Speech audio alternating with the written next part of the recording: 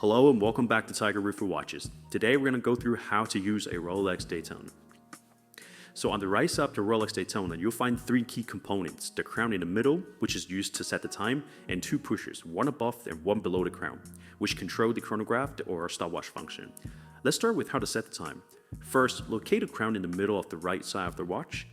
Unscrew it by turning counterclockwise until it pops out. Once it's free, pull the crown out to the second position. It stops the second hand and allows you to adjust the time.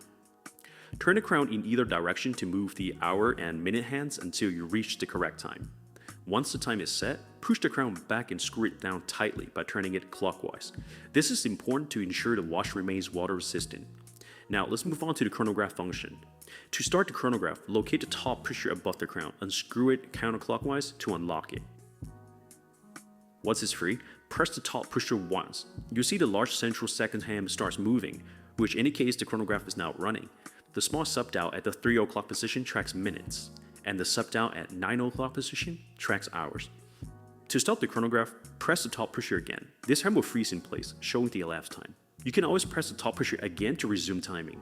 To set the chronograph, press the bottom pusher once. This will bring all the chronograph hands back to zero.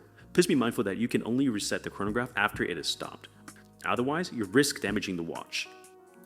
Finally, let's talk about the tachymeter, which is the markings on the bezel. The tachymeter allows you to measure speed over a known distance. You first push to start the chronograph and stop when the object has traveled exactly 1 mile. The number where the chronograph hand points at represents the speed in miles per hour.